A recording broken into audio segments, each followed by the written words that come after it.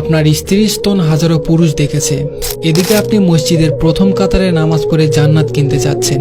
আপনি কি জান্নাতকে মামার বাড়ির মোয়া পেয়েছেন? অসম্ভব। আপনি কাপুরুষের বাচ্চা, কাপুরুষ। আপনার বাবা আপনাকে জন্ম দিয়েছে ঠিকই, কিন্তু আপনাকে দিনের শিক্ষা দেননি। আর দিন না থাকার কারণে আপনি আপনার বউকে ছেড়ে দিয়েছেন লাইক কমেন্ট ভিক্ষা করার জন্য টিকটকে, ফেসবুকে, ইউটিউবে।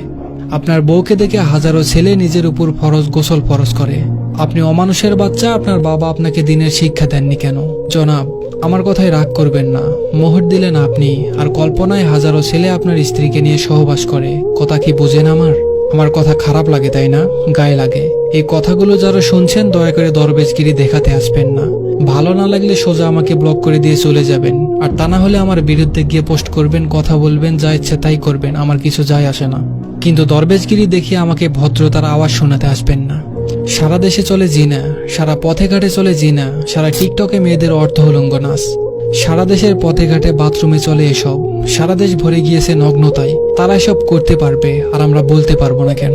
এই জাতি হককে সহজে মেনে নেয়নি। আপনার লজ্জা কামনা করি আমি। আপনার বউ টিকটকে হাজারো ছেলেকে নাভি দেখাচ্ছে। আপনি অমানুষের মানুষকে নীতিকথা শোনাতে আসবেন না।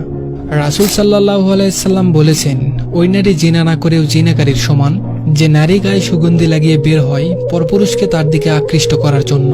এবার বলুন, আপনার স্ত্রীর অবস্থা কি?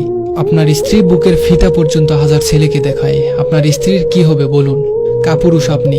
মোহর দিলেন 5 লক্ষ 10 লক্ষ টাকা আপনি, ভোগ করে হাজারো পুরুষ। লজ্জা লাগে না? যদি আমার এই কথাগুলো শুনে থাকেন আমি আপনার লজ্জা কামনা করছি। তা না হলে এই কর্মের ফল বিচারের মাঠে আপনি অবশ্যই পাবেন।